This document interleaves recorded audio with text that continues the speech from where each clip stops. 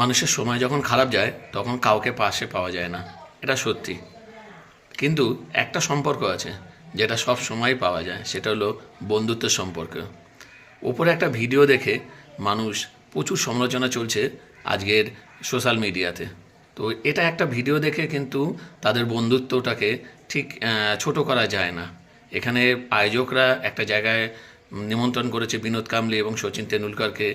তাকে নিয়ে সমালোচনা করাটা আমাদের হয়তো একটু ভালো করে ভিডিওটা পুরোটা দেখলে হয়তো ভালো বোঝা যেত, কারণ আয়োজকরা নিজেরাই কিন্তু ওখান থেকে সরিয়ে নিচ্ছে। হ্যাঁ, সরিয়ে নিয়ে সচিনকে যেখানে বসিয়েছে, শেষে কিন্তু ভিডিওটাতে কিন্তু অবশ্যই দেখা গেছে যে সচিন কিন্তু বসার পরে তার মুভমেন্ট কিন্তু বিনোদ কাম্বলির দিকেই গেছে। কারণ হলো গিয়ে এদের এই বন্ধুত্বটা এক সময় সারা বিশ্বে, এখনও পর্যন্ত বিশ্বে কিন্তু এই বন্ধুত্ব কৃষ্ণ সুদামার সঙ্গে তুলনা করা হয়। একটা অনুষ্ঠানে এসে নিজের মতো কখনো চলা যায় না, কারণ সেখানে আয়োজকরা যেভাবে চলায় সেইভাবেই চলতে হয়।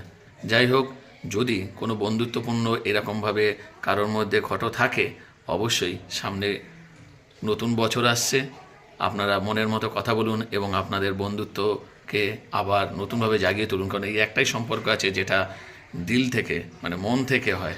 এক মন থেকে আর এক মনের কানেকশান হয়, এখানে কোনো ব্লাড কানেকশান থাকে না। এটাই একমাত্র থেকে যায়, আর কিচ্ছু থাকে না পৃথিবীতে।